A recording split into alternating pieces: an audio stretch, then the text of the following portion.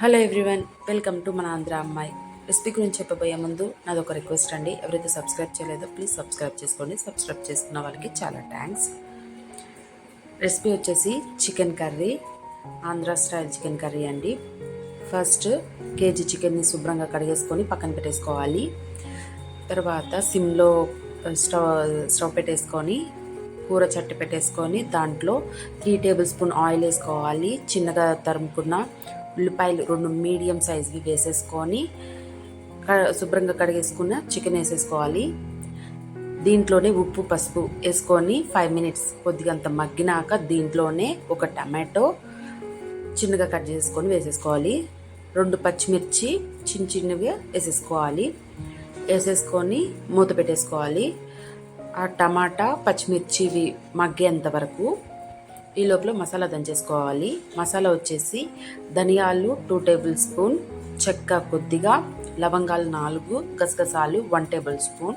ఇవన్నీ మీడియం ఫ్లేమ్లో ఫ్రై చేసుకొని దంచేసుకోవాలి. దంచేసుకున్నాక దీంట్లోనే చిన్నులపై అల్లం వేసేసుకోవాలి.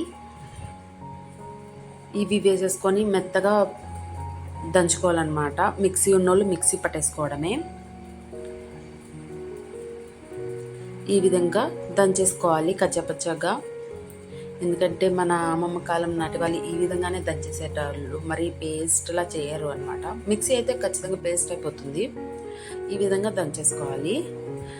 తర్వాత పూర్తిగా మగ్గినాక టమాటాలు పచ్చిమిర్చి మగ్గినాక ఇంకా మూత తీసేసి ఇప్పుడు కారం వేసుకోవాలి. స్పైసీకి తగ్గట్టు నేనైతే 3 టేబుల్ స్పూన్ వేస్తున్నాను కారం. స్పైసీ ఎక్కువ కావాలంటే కూడా ఎక్కువ వేసుకోండి. ఇంకొక 1 టేబుల్ స్పూన్ అలాగా వేసుకోండి. స్పైసీ చూసుకొని వేసుకోండి. ఇప్పుడే ఉప్పు కూడా చూసుకొని వేసుకోండి సరిపోకపోతే. నెక్స్ట్ కర్రీ లీవ్స్ అనమాట, అవి కూడా వేసుకోవాలి. కర్రీ లీవ్స్ ఎందుకంటే దాని ఆరోమా చాలా బాగుంటుంది, వేస్తే చికెన్ కర్రీకి చాలా బాగుంటుంది. వేసేసుకొని మొత్తం కలిపేసుకొని కాసేపు కారం కొద్దిగా అంత మగ్గే అంతవరకు ఉంచేసుకోవాలి మూత పెట్టేసుకొని.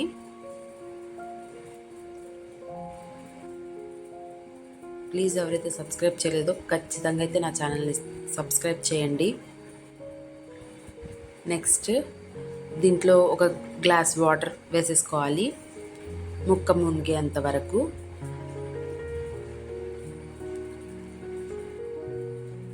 ఈ మరిగినాకే మనము మసాలా అనేది యాడ్ చేస్తామన్నమాట.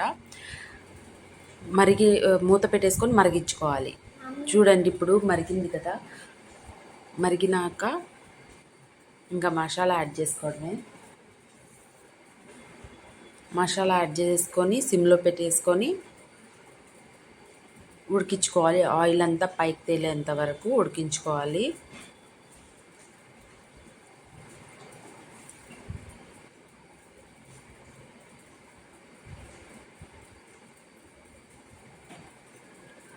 మధ్య మధ్యలో చూసుకుంటూ ఉండాలి, కలబెడుతూ ఉండాలి. ఎందుకంటే ఉప్పు కారం సరిపోకపోతే వేసుకోవచ్చు. ఇంతవరకు వీడియో చూసినందుకు థ్యాంక్స్ ఫర్ వాచింగ్ అండి. ప్లీజ్ సబ్స్క్రైబ్ చేయండి, షేర్ చేయండి, కామెంట్ చేయండి.